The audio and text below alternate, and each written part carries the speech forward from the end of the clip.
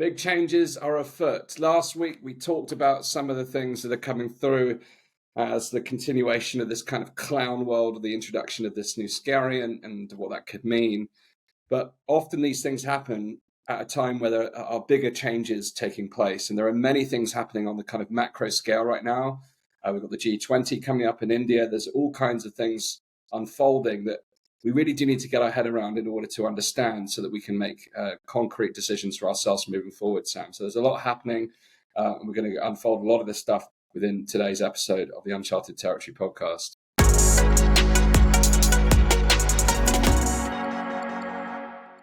It really is, Dan, and you're absolutely right. As I've always talked about, and we've discussed this podcast, we've got a confluence of cycles coming together, and particularly one of the big cycles I think we'll touch on today is this idea of the reserve currency cycle.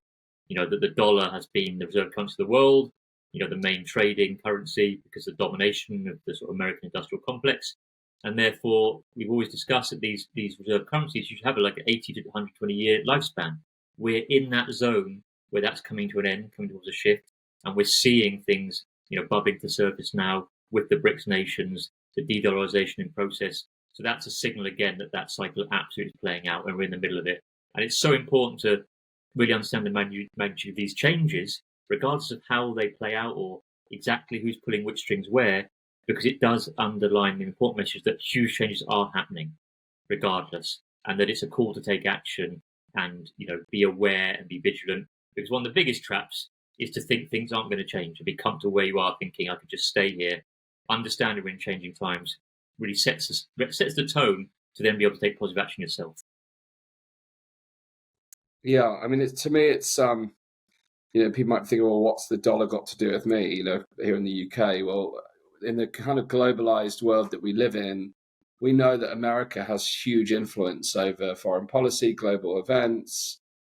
They're a major player, and you know, you could argue through some of my previous podcasts, looking at the situation in Ukraine, is that's Russia pushing back really against NATO and an American dominance. And you know, when people talk about the West, in the kind of BRICS countries, which we'll introduce in a moment, they're really talking about Western dominance through America's kind of role in that.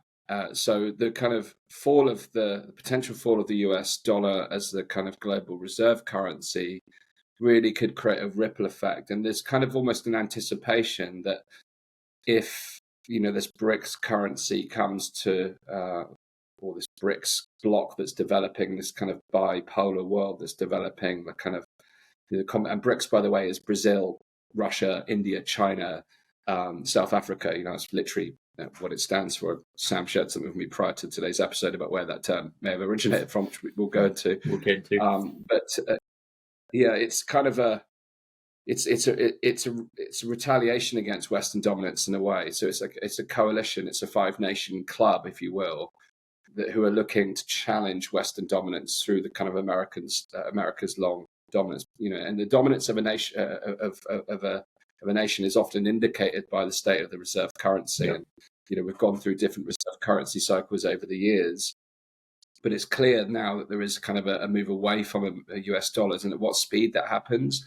Understanding the ramifications of that, both on a kind of individual level, from what the potential impacts are on the economic system, financial system, but also geopolitical influence. And, you know, for me personally, Sam, you know, prior to 2020, I spent kind of really 10 years trying to actually extract myself from the news cycle to really focus on what I could do to make a difference in the world. And now I find myself somewhere kind of afoot in either camp, really wanting to know how the moves are being made globally, but also not letting that compromise the actions that I can take to make my mark in the world, to do things that can contribute to change and make a difference.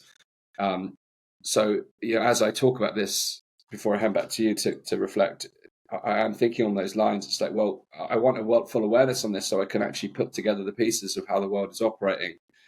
But at the same time, I want to understand, well, what does it mean for me and what can I do to actually influence? Because what this all represents for me, in its essence, which is, if I look at the challenges that the COVID has revealed, is this increasingly globalized and centralized world where there are increasingly fewer number of characters and individuals and organizations kind of determining the trajectory of society.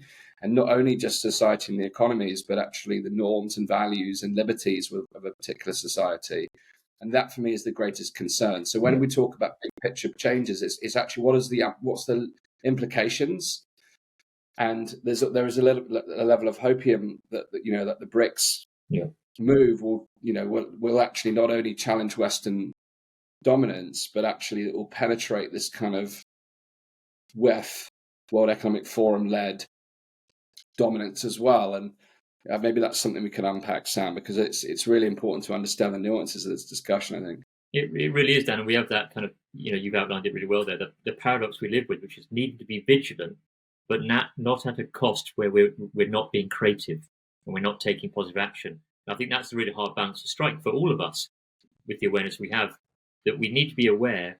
But I've come to a much more place down where I'm interested and I'm aware and I'm researching, but actually a lot of the fundamentals we're looking at, we don't need to agree on with each other. We just need to take action that improves the situation regardless.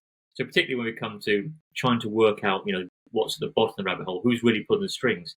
In a sense, although I'm interested in that's a topic of discussion for me, exploration, it's not where I take action from. Because if I waited to know that to take action, then I'm actually just being avoiding taking action. And in a sense, making good steps regardless how that plays out, they are good steps regardless. There are so many things you can do that improve the situation, regardless whether there are good things happening, bad things happening, a mix of the two. You don't need to work that out, because in a sense, that becomes, even the best research all the time in the world, Dan, can be a bit of a futile task to try and get there, because it's so much smoke and mirrors. You can't be everywhere. You are just you in your life. A lot of it, the best info comes from first-hand experience. We discussed it. We love to get, stories from people on the ground across the world, what they're really experiencing. That to me is some of the best info over and above the news stories, whether it's in the mainstream or the alternative media, is first-hand accounts from people on the ground. That's the real barometer. But yeah, it's being aware, but not at a cost that you're draining your energy from taking creative steps that would be beneficial regardless. I always say that, even if a lot of people got the dream scenario that I don't think is very realistic of, everything falling down and a completely freedom, libertarian state structure being put in place, there would still be a huge amount of work to do at a grassroots level anyway. So it's the same work needs to be done, whether that's happening at a high level or not. And the big thing that, the power structure, can't control is people taking small steps locally. They want you absolutely enthralled by the narratives and corralled by the agendas, and getting busy is, to me, one of the most visceral forms of resistance now. It may not seem it because you're getting on quietly, but actually it's one of the strongest resistance. Sharing vegetables in a community garden project with your community is one of the most visceral forms of resistance, more than placards and shouting and screaming. So, it's finding where your energy can go and seeing the results of that tangibly. Definitely. And what's interesting to me, I kind of referenced that kind of 10-year period where I kind of stepped out of the news cycle. And I think partly one of the reasons I was able to do that is not only because I had a kind of focus that I was able to direct, and a purpose that I was able to direct my attention towards. The hard reality is during that 10-year period, really, clearly there was things going on, but none of them really intervened with my ability to live my life freely as I choose. Yeah. Whereas just prior to that, the banking crisis, that created a ripple effect across the economy that impacted lots of people in different ways, including myself in terms of, the kind of work that I was doing at the time. And obviously COVID radically impacted on my own individual lifestyle, but also society as a whole. And the hard part is now, and where I get frustrated about what I'm witnessing, and the reason I kind of go to a level of abstraction of talking about the centralization of global powers is because of their ability to influence the way we live our lives. So it feels like we're still in the storm, and these big moves in a way are things that are looming that we do need to be fully aware of, because we're not through that storm where we can actually have that kind of what usually accompanies a kind of period of prosperity and peace, really, on a macro scale and on an individual scale. Like what is happening right now, it does threaten our way of life. So the G20 is taking place at the moment. And if you look at the tagline for the G20 meeting is happening in New Delhi in India, the tagline for the G20 meeting in India is one Earth, one family, one future.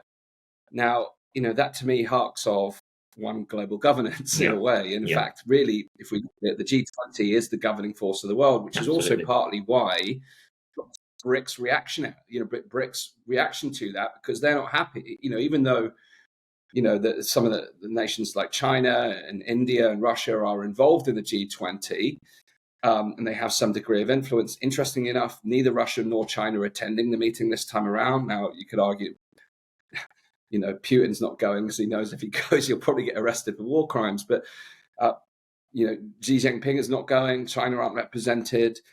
So there is this rebellion against this kind of global leadership, not just only at the individual level that we're feeling, but actually at the macro level, actually at geopolitical level, there is almost a rebellion against the status quo, which is probably where some of that hope comes from, because it's the disruption of the kind of way of life. But you can't ignore that, at the G20, we've been talking a lot about crypto on this, regardless of what you personally might think of crypto.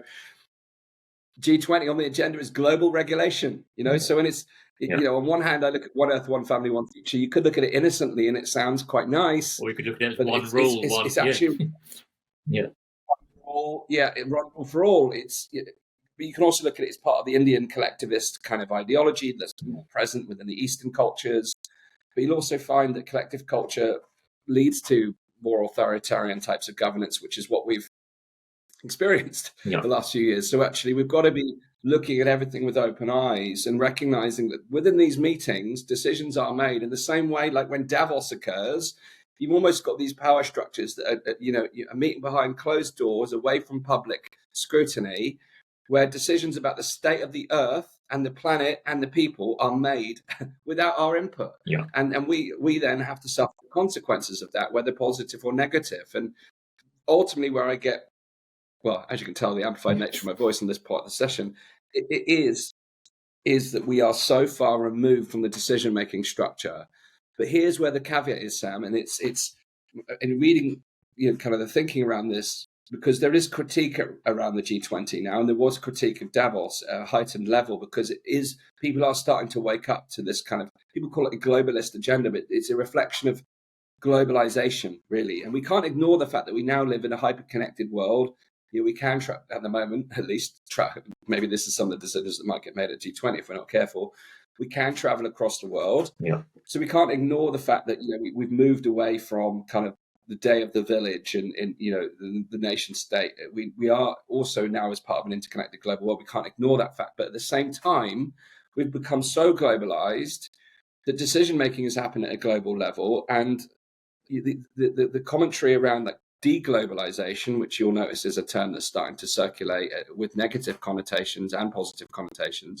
It's really interesting to kind of look at the media sentiment around these things. But one of the interesting critiques in the idea of deglobalization, rather than using the term localization, is that small nations and even moderate-sized nations aren't actually prepared to exist and flourish in a deglobalized world, because they've effectively given away their sovereignty beyond their borders, and now they're so reliant on imports, they're so reliant on external decision making, that they actually wouldn't be able to cope if they were to become sovereign and self-sufficient. And that's also something that we've talked a lot about, Sam, is how do we as individuals take that on board? Because how much of our decision making do we outsource to our local government? I mean, who really knows what your local government is doing, like in your area? Like, we can't even look at it at a local level, let alone at a national, global level. So this really begs the question about where do we go from here? Because it's easy to get frustrated, as I have this morning, looking at this global machine and thinking, well, it's so big, how do we disrupt it? And maybe this BRICS thing is going to be the solution. I've got real skepticism about that as well. But there's a lot to unfurl here, Sam, I think. A huge amount, and it's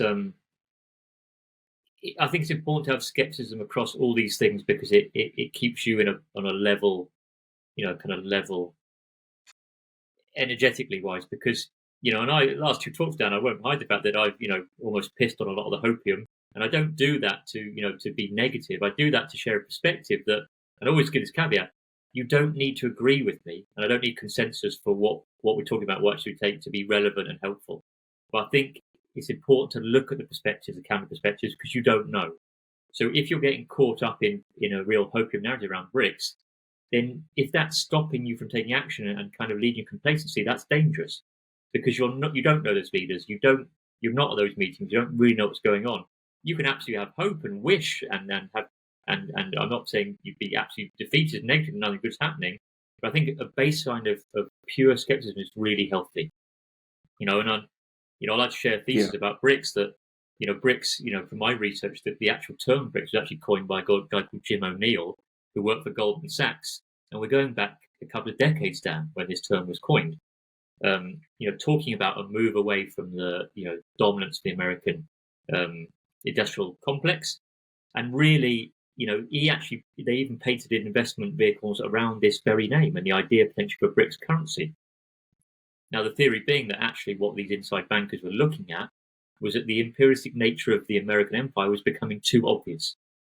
And therefore, my thesis over a lot of these empires is it's been the same power brokers standing above them, a lot of them. And that actually it just moves. The idea that Rome never falls, it just, moves location and goes underground, but actually shifts with its sort of economic, power base. But really, a lot of people might be aware of the, the 3 city-states we have today, regardless of the different nations. We've got the Vatican City, we've got the City of London, we've got Washington, D.C. So although we're talking about these different countries, what's going on with these very, very powerful 3, the tri-city states, anyone wants to look into them, I think that's a real eye-opener for people who want to look beyond nations. What role the City of London plays over and above the UK itself. So I think potentially what we're looking at is actually the power structure moving and it looking like an organic shift and it looking like a break of old structures. But actually my thesis is the de-dollarization and this shift to these other countries is part of the agenda. And your point's really important, Dan, is that the countries we're talking about, and I always like to get, voices from people on the ground there live. You shared a story before that you spoke to a Brazilian, recently. I speak, I've got in contact with some Russians, some of the crypto groups I'm in. And a lot of people are championing what's happening in these countries in terms of on the media reports, alternative media. But that's not what I'm hearing from, aware people on the ground there. And that's always my baseline. If I hear good things happening for the people, rather than a supposed, challenger to perhaps the American bogeyman or the empire we think we want to bring down, that's very different. That's real world tangible improvements. And I've heard nothing of that. And if I do, I'll always happily share it. I say in my talk, so I'm never looking to look at a negative or a line or have an angle. I'm just trying to look at things, always like, what you say, Dan, look at it as they are, not worse than they are, get the real info. And just bringing that skepticism into that debate is that if good things happen from the BRICS challenging the dollar reserve currency and the shifts, great, I will celebrate that and I'll share that. But I don't see any proof of that. And I'm very wary that the countries involved there, we talk about China, we talk about, Russia, we talk about lots of human rights abuses in these nations and, not a lot of freedom. And we're also very concerned about a Chinese style credit score coming in. Well, then how does that tie up with the idea that China is part of a new shift against what we're looking at, an event about freedom as part of the BRICS nation? So it doesn't really add up for me now. And I'm freed from trying to understand all of it. That baseline of skepticism frees me up from being drawn energy too much into it. Curiosity without basing my roadmap ahead on what's happening with them. Absolutely. I think the thing that people are drawing positives from is the disruption of the centralization, the global centralization, the fact that a bipolar world is better than a single, monopolar world. But ultimately, I think it is, as you said, it's actually just movement of power. It's not, in my view, it's not about the common people. It's not about the people at home, benefiting from this shift. It's about those who currently have power and those who crave more of it, finding ways to continue to do so. And absolutely. I think reorganization at its core. It's the organization at its core. And I think you're making an important point around the kind of, the BRICS nations. If you think about it, Brazil, I know people on the ground in Brazil. It's essentially run by various different mafias. Russia, it's a former communist nation. Huge human rights abuses, lack of freedoms. India right now, people on the ground saying that it's the most authoritarian it's been in its history. It's China. We all know about China. South Africa, it's not exactly got the best human rights record. And then you've got 6 new countries joining: Argentina, Egypt, Iran, Ethiopia, Saudi Arabia, United Arab Emirates, all set to join in January. Argentina only if the guy they want in charge gets elected. I'm sure they'll find a way to make that happen. It's we have to be questioning of the legitimacy of this kind of group and what it will bring to Western culture, because actually we know that Western culture is already under threat by this kind of globalist nature. Will this create a positive or negative impact? It's hard to tell. Maybe it will return to kind of more localized sovereignty. But when I bring it back to what does all this mean for me, I think the clear indication is we've deferred so much of our authority to not only experts, this technocratic class, as we witnessed through COVID, but we've actually deferred our well-being, our flourishing beyond the local state, beyond the national state, to this centralized global and invisible entity, which has elements that are both visible and invisible. And really the solution to that is actually taking greater sovereignty over our own lives, because under times of peace and prosperity, we aren't impacted in the same ways as we are now, where there's great disruption. And this great disruption will bring, wherever there is a grapple for power, there will be greater impositions on our life. And we already know that through the acceleration of central bank digital currencies. I was going to say exactly that. Rolling out the euro. I was going to say exactly that on the CBDC. Anyone wants to go back and watch our episode on CBDCs, we pulled up the graphic and, did the research there, that which were the countries who were furthest down the line on that and they began earliest and they were the furthest advanced, were the BRICS nations. They were the furthest towards this central bank digital currency agenda as well. Absolutely. So, we've got to take everything with a critical mind and always bring it back to what can we do, because that's the difference. What can we do to influence the macro system? We have to influence the micro system, and that comes down to the way that we take action in our own lives and the way that we actually collaborate and connect and coordinate ourselves on a local basis. Mm-hmm. But to my previous point around countries not being ready to disconnect from the kind of global system, I think there is truth in that. We have become so reliant on outside forces that, when we talk about decentralization, really localization is a key part of that. Because, here in Bournemouth, where I live, or just outside Bournemouth in Southbourne, the reality is, and there's a great food community here, the Nourish community in Bournemouth. They're doing amazing things in terms of growing and teaching people how to grow. I'll be at their annual event coming up on Friday, and Sam, you might be there as well. But there are great things happening on a local basis to actually take that initiative and start creating food sovereignty on a local level. However, the reality is Bournemouth food supply, if you look where people get their food from, the supermarkets and even the local fruit and veg produce, it isn't all from the local area. It's a lot of it's imported, and we are reliant locally and nationally on external imports. Now, it's not just about reliance. Actually, it's about consumer choice, because if you think about it, I actually started looking at this, and this is a slight tangent on the kind of journey towards well-being. I was really curious. I've just started watching this Blue Zones documentary on Netflix. Now, this is a tangent, but talking about the Blue Zones are where there was a highest. Yeah, we've learned to love tangents on this show. Highest concentration of centenarians, people who are over 100 years old.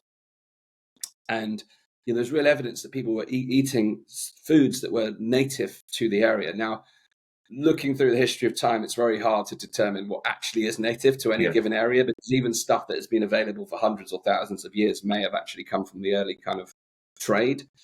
But I try to figure out what food sources are native to Britain, what food sources are native here, what things aren't growing naturally. And it's obviously changed over time, but I couldn't really find a definitive answer to what produce is actually historically native to Britain, which is interesting. And if anyone's got the answers to that or any resources, put them in the comments. I'm deeply curious. But coming back to that idea of just on one area, and I know that the team at Local Futures, who have got a big localization event coming up in September in Bristol, where they're talking about food sovereignty, that's one key area to decentralization and localization, because the reality is most towns, villages, cities wouldn't be able to be self-sufficient on food. In the event of a catastrophic event, we would be so reliant on what's outside ourselves. So that the idea that we're not ready for deglobalization is partially true. We're not. So that the idea that we can just pull the plug on the system and everything will be fine. Well, we enter into Hunger Games, survival games. If we enter into that kind of thinking. So it really comes back to what I think is the incremental steps that can be taken now. And what we need to move away from is watching the world around us and actually becoming active participants in change. Yeah, and the reality of I have this vision in my mind, Dan, we're turning around a massive tanker. It's a massive ship to turn around. We don't just go, we're not a speedboat going like that. And I think although, the will and the ideas can be there, that's often a stumbling point because people want to get somewhere too quickly or want to get to a panacea where there's going to be, it's a paradigm shift. So exactly what you're saying, Dan, I agree that, so many spaces, there is a way that there could be more self-sovereignty for local communities or even nation states. But that is a long process. That is not an overnight decision. That is not a saying no to this, cutting it all off, and here we go. It's a reformulating of priorities, ideas, education, and habits. And I think, again, this very much will be part of the manipulation over time, is what are the biggest traps are attachments and addictions. And so I always get the example, years ago when I was looking at the idea of, the sort of fear porn of people saying, what if the future, this is way before COVID, I was looking at this stuff, the idea that some, tyrannical NWO would, cause some havoc like COVID. This was a long time ago. The idea of FEMA camps and the reality was, if you've got a Western population particularly so addicted to connectivity, fast food, Wi-Fi, all the mod cons, that most people would walk. If you turned the system off, you turned the internet off, even if you turned off, most people would walk to those camps. You wouldn't have to round them up. And that's the danger of the attachment, whether it's whether it's even a physical addiction to the sugary products and all that kind of stuff at that visceral level, or even just a habitual level, Dan, or we're used to having certain products. That's how we live. It's become our norm. And I always said the people who thrive and do well at time is they adapt to a situation. But as we know, again, that's not the easy part. That's the work. That's looking at it. That's reflecting. That's making change. That's educating. And that's going on the journey for the long term. And it may be that, as I said, you're the pioneer of it, or we're the pioneers of it. But it's just the beginning. And you may not see the fruits of that labour as the kind of utopian idea within your lifetime where it should, but that's begun. And everything has to begin and be a process. So I think that can be a real block to people, is looking for a panacea, looking for the right answer, rather than taking the next step and going, I always say, Dan, I view this whole thing much more me versus me than us against the, elites in inverted commas, or the mischief gang, or the nation states. If we're all doing, ourselves against ourselves and looking to improve, things will begin to change. And almost, going back to your idea of, these states, it is so detached from people's, on the ground and what they want. But if more people on the ground are making better choices and getting together and having better conversations and making improvements, they are not going to adopt what's imposed on them.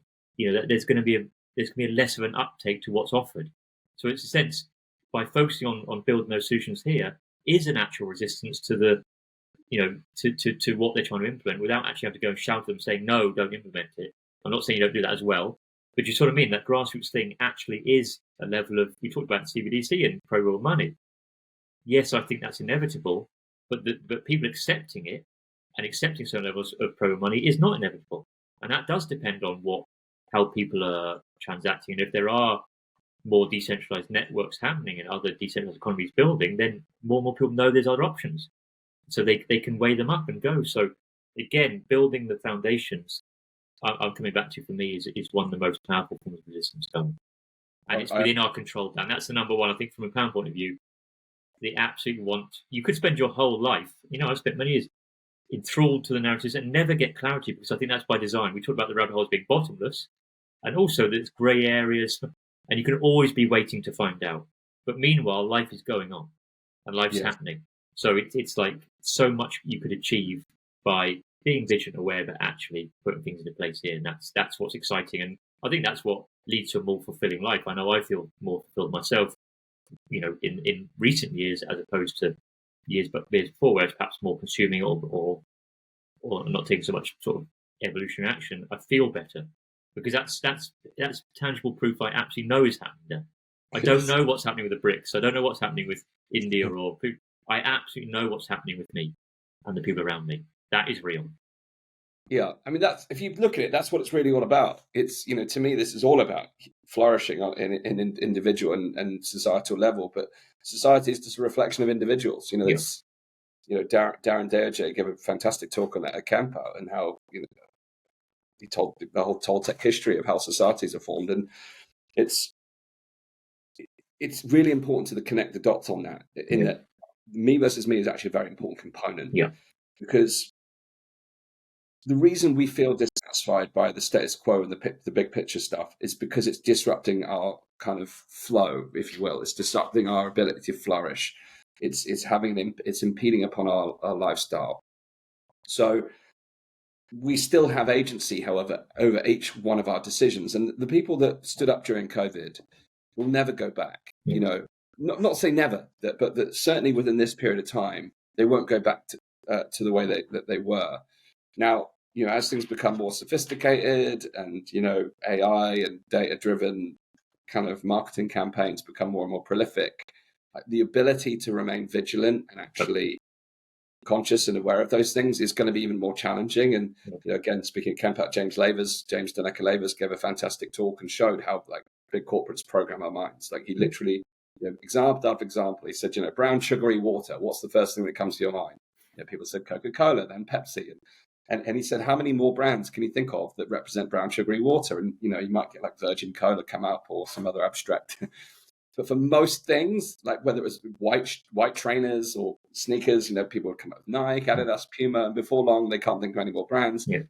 We've literally been programmed to associate certain things with certain brands, and that's happening all the time. And, you know, that's been possible because people learn the principles of influence, and they've learned the principles of advertising, and they've learned the principles of marketing and behavioral science. But that's put on steroids with social media, digital technologies, and big data. People are now saying that, you know, elections won't be necessary because people's behaviors are so predictable that you can predict what's going to happen before it happens. Yeah. Well, that's the idea, Dan, from Facebook analytics, that, you know, the algorithm knows more about you than you do, you know, knows more about your future moves from, you know, after your first 100 clicks than you do. You know, that's your behaviors become so predictable, you know, based on the data, the metadata.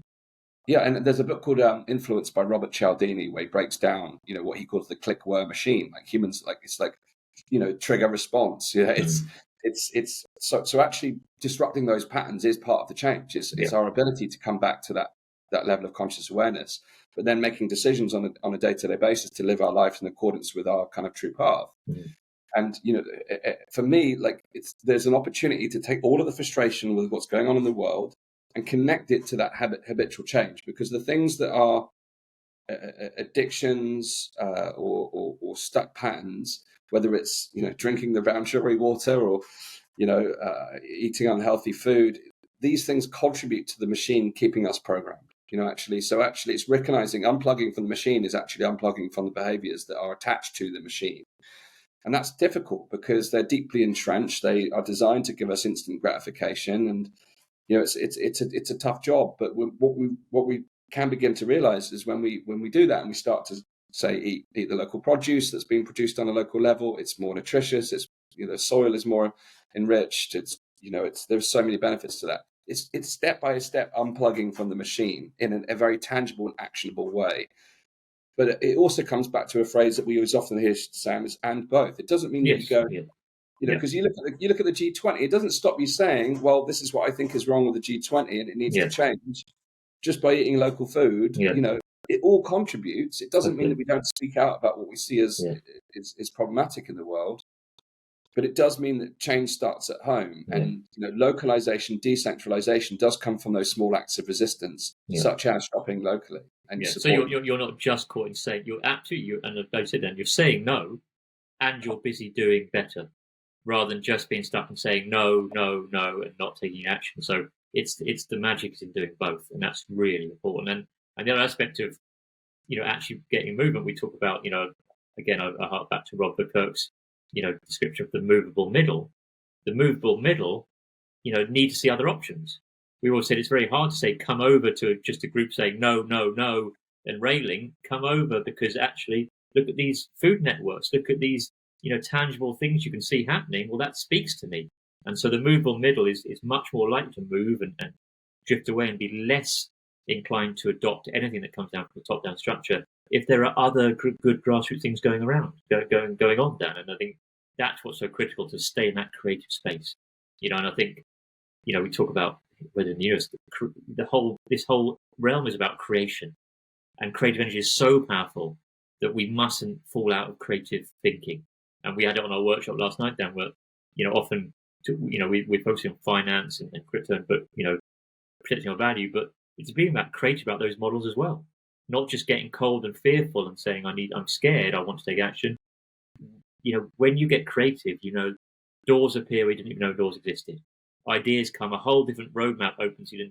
That's by staying open and creative. And I think that whole structure and the powers that be understand that they want to close you down because fear, as I said, fear is the mind killer. Close that down. When you're in fear, you cannot see the options, and that's the most dangerous place to be. So staying open, and now more than ever, Dan, we talked about last week with the the scary and stuff coming through, and now we're going to see I think financial research stuff really ramping up again. Now more than ever that we remain in a creative headspace, despite how they ramp up, and rather than think, oh my God, they've ramped up, I can't believe it. Almost accept they're going to go crazy, almost go to the worst. They are going to go trickster crazy. No, I'm still staying creative. I'm still staying empowered. There's still loads I can do, and that's really important now more than ever.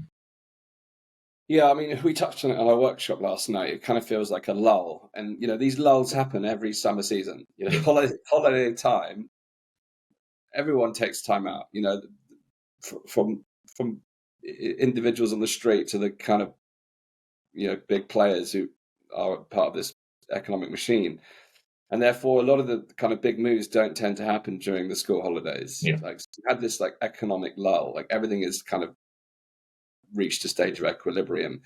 We talked last night that this term soft landing is kind of being like popularized. Look at Google Trends, you can see how like just for a short period in time, like the mainstream media just jumped on this term soft landing, which is basically an economic term to describe kind of a period of kind of reduced economic activity that avoids a recession. It's programming. It's a programming language, but it creates that soft sense of lull. And historically, then you get these shock events because of that. And it's being ready to anticipate those things, but at the same time, not allowing these shock events to disrupt our creativity. Because when fear, uncertainty, and doubt creep in, that's when we lose our creative faculties. That's when we resort to panic. It's when we get into this like whack-a-mole culture. It's like it's got to jump on this issue, like we jump on that issue, like put the fire out, and then we jump to the next fire. And we never look ahead to say, well, where's the next fire hazard? We don't do that. And so it's important now. And also it can feel burdensome to talk in this way about being creative, because people associate creativity with a special talent that everyone, that the artists have. They think of art or visual creativity. Creativity is actually just the ability to turn ideas into action, really. But even on that point, as we were discussing, I was thinking to myself, people live such busy lives, and for me personally, that's something I want to address, because business has become busyness for me. And it's about how do I transform that and actually transform my lifestyle so I have a more simple lifestyle, so that I am able to be more conscious in my choices and I can be more deliberate in my actions. And that again is something that's entirely within my own personal control. But even then, when we talk about being creative, like if you're an ideas person but you don't have the capacity to execute them, then pass them on. This is a great time to share ideas. It's a great time to collaborate and support, because it's all very well saying, and we've dwelled upon food a little bit, but there's a whole spectrum of things here. But you might, I haven't got time to grow food in my garden. Now the team at Nourish will show you ways that you can, but it's about actually, if you can't or not interested in doing it, then just take action by buying locally. Like that, buy the food that's produced locally. Like you don't have to be the one growing the garden. Like it's something, whenever I go to meetings, it feels like everyone feels pressured that they now need to like build the new system in their backyard, quite literally. But actually, it's the support network that emerges. It's the connection. Dan, I'm so glad you said take the burden off yourself, because it's so right. People feel I've got something to get creative, I'm under stress, but actually a huge part of creativity is staying open. Because when you're in that open space, doesn't mean that you even have to be the person with the ideas. I know in my life that when I'm in an open space, that's when other people come with ideas to you, and opportunities come. So it's almost being a vehicle that you are open to others to bring solutions, or to be a vehicle for that. And I think that's really huge. You're exactly right. It's about the network and ideas coming, not thinking I've got enough on my plate, which lots of people have, understandably. I've got to now go, I'm going to create all this and ideas. Just being open and knowing that they exist and the help is out there, opportunities are out there, that almost is more powerful than trying to go and find them. Often they will come and find you. And I think I've always found this: people respond to you differently. If they feel the sense you're open to ideas, they will share ideas with you. When you're in a close fit, you almost reject them, you resist them, and you don't see them. So you're absolutely right, Dan. Don't almost. I think people can feel that's a burden. It's another thing to do, and actually, it's more of a shift in mindset that think, regardless of all the agendas, all the possibilities. I always say this thing. My whole life we've lived under agendas and delusions and lies from the system. Doesn't mean I haven't created amazing things that happened anyway. And I think everyone can speak to that. Really tough things as well. But when we've been on our path, we've created good stuff regardless. And I always say people on their path are always creating good stuff regardless of the agendas. Yes, there may be extra roadblocks or certain things happening, but that's the real, when you're on your purpose, things are possible. And I think not getting caught that any narrative is defining for your path at all. You have much more control than the narratives, so you want to be a driver of your own ship. Yes, you may have to pivot depending on what comes in your way, but actually the real energy is you, and that's what you control of, and harnessing that is so important during these times now than ever. And it's a call to do it, and I know we've talked about down there, and loads of people who've got much more on their path since 2020 because they've been forced to.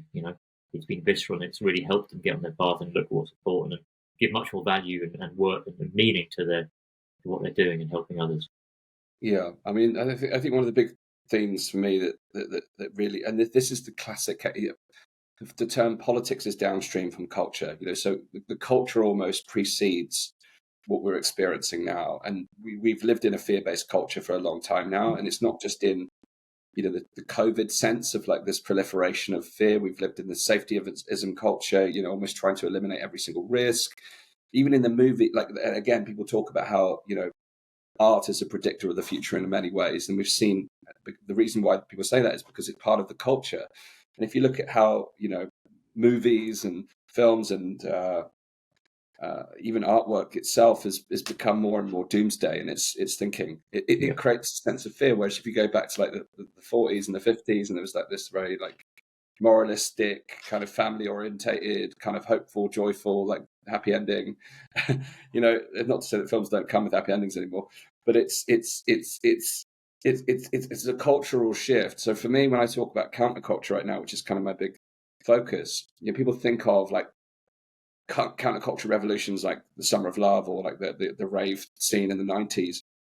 Really, counterculture is actually about moving away from the current culture.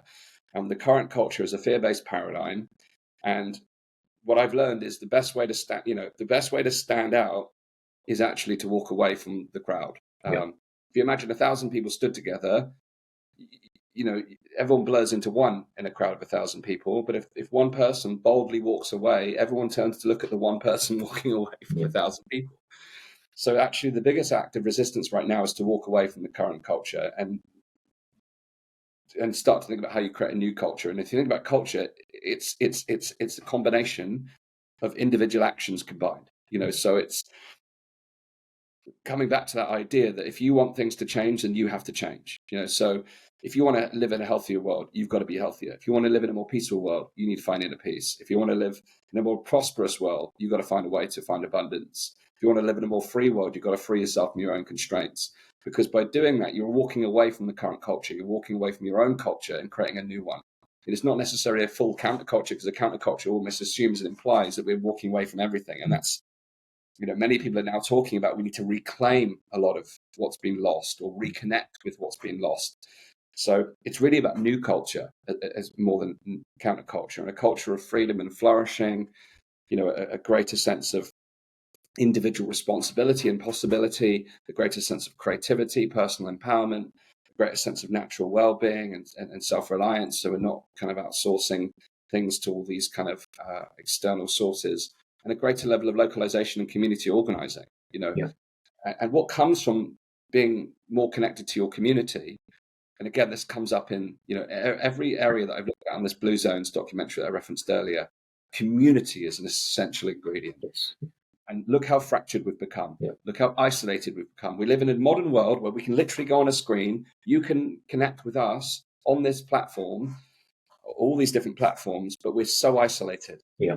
So community now is how do we rebuild the roots of community? Because community-driven change is part of the solution. So we've got to find a way to reconnect with one another. It's the foundation, Dan, and I said it last night on the workshop, and I'm always saying it's the foundation that frees you up to then explore more, collectively and individually. Because I think what leaves people in fear is they feel like there's no safety net, and because unfortunately by design the safety net becomes the state, and obviously we see a lot of people don't want the state to be their safety net for obvious reasons. I totally agree with them, and that's the trap of dependence, and this. This has been a long route of social engineering to divide tribes and then divide families and to take, women out of the home into become taxable parts of the workforce for all sorts of reasons. So, I'm sure people are aware of this, but multi-level psyops on all those fronts, absolutely co-opting. It wasn't really, a lot of what went on wasn't really about women standing their power. It was about actually taking them out of the divine feminine and taking men out of their divine masculine and disempowering both sides. And also breaking up family units and making it also very hard for, family units to survive to be there for their children. So that, if you look back in the 70s in the West, one person on a good income could support a family of four, no problem. And now it's taking everybody working sometimes, full time, maybe even a third job or second job on top of the other one. And so this march has broken up that connection. And, that's what gives you support, because I always say, we can't always be on an upward trajectory in our own abundance, and nor should we. We need fallow times and abundant times, but in that sharing community where you feel you can support each other with different skill sets, even with different, even financially, that's what allows us the space to go and play and create and look at new solutions. And I think understanding people feel so isolated that every move seems a massive risk, and that's paralyzing. So I always said, if you can find a network of people you trust and support, that does free you up to make moves as a group, but even moves as yourself, because it's not the be all or end all. It's not just me and then me falling off my perch and being on the state. And so beginning to nurture those networks we're at the start of is for me our way home. People are the greatest resource. I always talk about decentralize your assets, and I usually end up any of my live talks by saying the greatest assets are the people in the room today, each other, and the rest is practically on top of that, taking good action, but that's not the be all and end all. Real be all and end all is, love, care, nurture, support, and that's fundamental. Absolutely. I think it's important to separate the idea of community from this notion of kind of communitarianism, because that's something that people have a concern about. The idea that when you start to work in communities, that the needs of the whole are greater than the individual. I think there has to be a recognition of the role of the individual, because the role of the individual in itself is, by having individual needs being met, then the needs of the whole are met. So you can't discount the needs of the individual, which is something that kind of comes through in this kind of communitarian thinking and this kind of collectivist thinking that we've seen over the last few years. So it's about how do we form diverse communities. I think that's the key, because we are tribal by nature through history, and that's an important component. So actually people do gravitate based upon beliefs and ideals and things like that. But actually we have to challenge ourselves to go beyond that. Football fans will meet with football fans at the weekend. They get an energy from that. They don't only spend their life with football fans. Most people don't. So it's all very well having these kind of tribal communities that are based around ideas and ideals. But if that's all we have, then we don't really have community. The needs of a localized community require us to consider, how do we form broader allegiances, and how do we work towards, because, what I do in my home is down to, Lizzie and I to determine. But when we go outside, it's not just about my home, it's about my neighbor's home. Yeah. So that is where things do become more community oriented, because if my actions interfere with my neighbor to actually live their desire, then that kind of violates the kind of almost libertarian non-aggression principle. Absolutely, the natural law, Dan, of doing no harm, exactly, which is absolutely building strong structures, but you're not impinging upon others' energies or causing any harm. And that's the crucial. That's where everyone can live in their power by those really important tenets, which is respect and do no harm.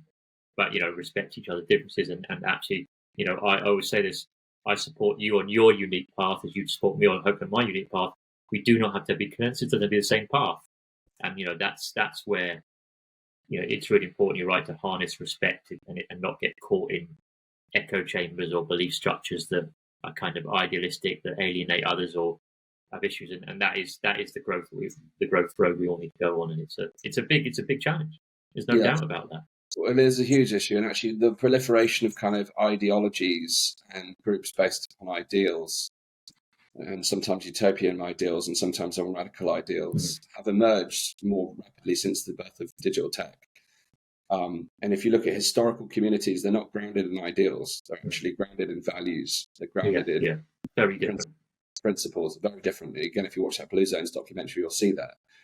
So it's about actually how do we break down those things that divide us and actually find ways to connect ourselves and actually form bonds with people who see the world differently, but towards shared values. How do we live healthier? How do we live more peacefully? How do we live more free lives? How do we become more prosperous?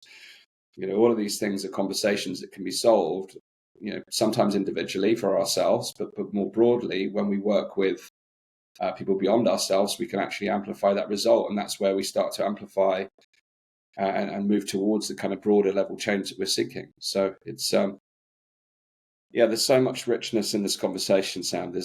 I think there's a lot there. I think for me, the concluding part is really about finding the actions that you can take, because we touched upon it before this episode, that it's almost like people watch the content and expecting to be told what to do next. And that's, there are things obviously we can share that to provide guidance, but ultimately this to me is about breaking free from that idea that we need to be told what to do and actually find that self-understanding and self-discovery to actually kind of find our own way ahead.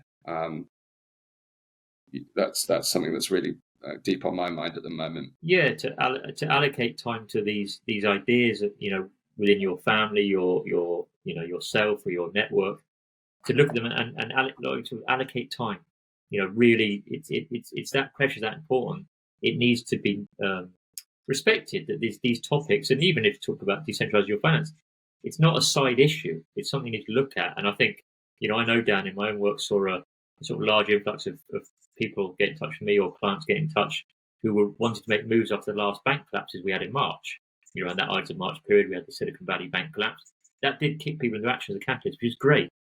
But I always want to remind people, it hasn't stopped happening. And again, these lulls, it's very dangerous to get into complacency again. I don't mean get into fear or go, oh my God, but try and stay on that level that, if you know the Titanic's going down, which it is, how that plays out exactly, no one knows, then why do you keep sailing along waiting? Well, I want to leave it till 10 minutes before, or I hear something break. Rather than get off now while we are playing sail, the waters are calm. That's the best time to launch your life rafts.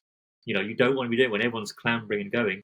Do that now and keep that busy, and you can enjoy life at the same time rather than be in a panic. So, I think, I always want to say a call to action, not in a fear-based way, but in a creative way. And again, allocating time to these things, because pat yourself on the back, you're a pioneer for looking at it, and there's so much you can do.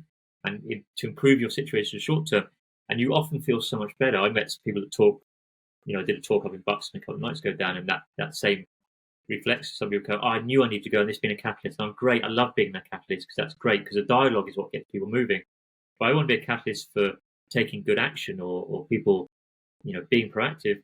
Also, catalyst for a lot of them to have more conversations like that with each other, with their friends, with their family, to look at these situations, to bring what can be a stressful, particularly when it's finance, thing that's hovering there, bring it front and center, look at it.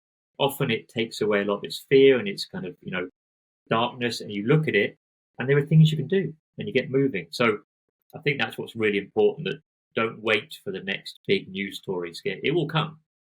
It will absolutely come. So it's coming. Don't wait for it to start making improvements and start down that road, because then you're more on your own timeline rather than waiting to be corralled by their timeline or their agenda. So again, it's the empowerment message of come back to yourself, start taking good steps. Yeah, and that was kind of the overarching message of our last Navigate the Financial Reset workshop, where we looked at scenario planning, is that right now we are in this lull, but what would happen in the event of an unexpected financial crash, if there was a sudden economic shift, the reality is, if that was to suddenly occur and you'd not thought about how you'd respond, you would throw you off your guard, you would potentially react emotionally, get into fear, doubt, fight or flight scenario. So the whole point was about taking the opportunity to think ahead to what you would do, what actions you can take now in preparation or in mitigation, and what actions you can take, what you would take under those circumstances. So you can mentally and emotionally prepare yourself, but also practically prepare yourself. And we said that, creating the time for you to do that based on your own circumstances, because we did a group exercise on it last night, is essential. And if we make an appointment with a dentist or accountant, we tend to keep those appointments. So make an appointment for yourself to review what actions you can take to localize, to decentralize your life, and what you can do to prepare for the road ahead. And keep the appointment, because it's so important that we treat our own actions with the same credence that we do other appointments. So I'd recommend you take the time to do that. And the reality is the gap between when there is inspiration or ideas and the point of action, the longer the gap, the longer the lag, the less likely the action will ever unfold. Yeah. So, become an action taker. That's really the key. It's easy to get caught in overwhelm, overthinking. At the point of inspiration, at the point of an idea, the shorter the gap, the sooner you take the first step towards realizing that action, the more likely it is to happen. Because the amount of people we've spoken to who, want to start their kind of digital assets journey, they want to invest in Bitcoin, for instance, they think about it, but they take so long to take the first step that it never happens. Yeah. So it's not, this conversation isn't about Bitcoin. It's about the time you take from inspiration to action. Shrink the gap, become an action taker, because that's what separates those who, are aware and those who are empowered and those who take action. So that's really the key now, is we need more and more action takers. It's easy to become a passive observer in life. We need active participants really to create change. So my call to action to you is make an appointment for yourself to evaluate, the changes that you can make in your own life to actually contribute to the change you want to see in the wider world, and then take the action. Take immediate action. Never leave the site of a decision without taking an action. Never move away from a moment of inspiration without at least taking the first step. And that way you get into motion. And once you get into motion, you create momentum. Yeah. And that's really the key. So you may have watched lots of content, and you know in the back of your mind, you're saying to yourself, I know I need to do something. Make an appointment with yourself. Take the time to really think and reflect, and then take the immediate steps that are necessary to move forward. And we are discussing different ways we can support Sam. We've just had the Camp Out event where we brought lots of people together for this kind of inspirational discussion. We've obviously got our Navigating the Financial Reset group, and you and I are giving various talks, but we're getting together soon to explore other ways that we can support people to create the kind of container and the space for people to have these discussions and these points of reflection, so that you can become clear on the right path for you, because that's the key. There is no way other than your way, because there's always people out there under fear and uncertainty telling you that we all need to do this. Mm-hmm. That's a function of uncertainty, fear, and doubt. People capitalize on that and say, we all need to do this, or you need to do this. This is the way. The reality is the only way is your way. But in order to find your way, you've got to go through a process of self-discovery and reflection in order to find that path. And the more people we can help find their path, find their purpose, find the sense of meaning, finding that sense of inspiration, passion, and drive, this whole movement is going to start moving even faster. 100%, Dan. And what's the key to that for me is dialogues, two-way dialogues. I mean, it is great to obviously, tune in with good content, resonates with you. As people are watching this, it resonates, they're enjoying it, as I do. I check in other content, but there's nothing quite as rich and moving my story on than having a two-way dialogue. That's why I love doing in-person events. That's why I love our support group, because it's not just a one-way. We're presenting. Obviously, we've got that between ourselves down that reflection. But when you're involved in that, that's what really moves you forward. Moves you so much forward, much quicker. I remember, I spent a good 2 or 3 years with a really close friend of mine, and we bonded amazing because we went on a kind of truth journey down the rabbit holes and health.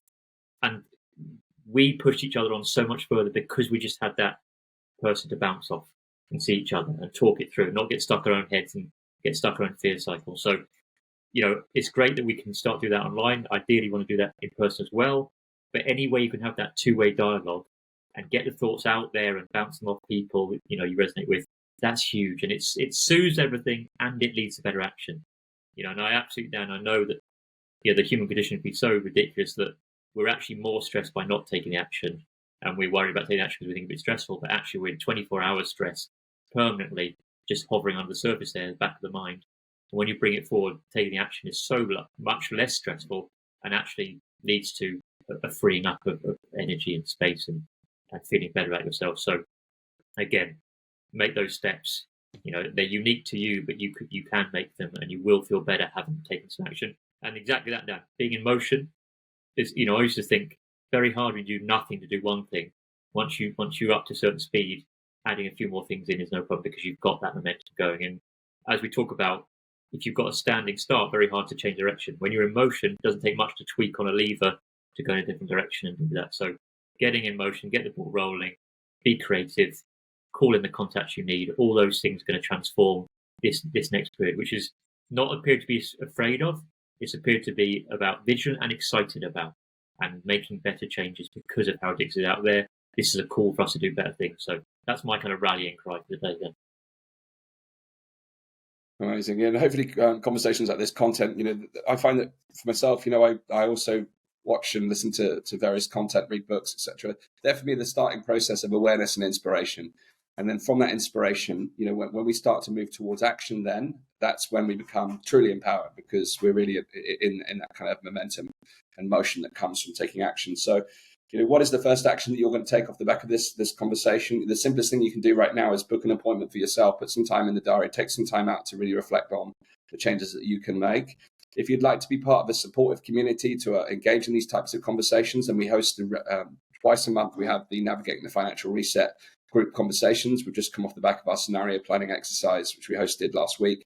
If you'd like to find out more about that and find out how to be part of our community where we can expand this conversation in a supportive environment, then go to weareelevate.org/reset. You can see another conversation of ours there, and you can find some really important information about how you can be part of the support program that we put together. So, Sam, I think that wraps us up for the latest episode of the Uncharted Territory podcast. Absolutely. I think it might be time to enjoy this Indian summer weather we've got there.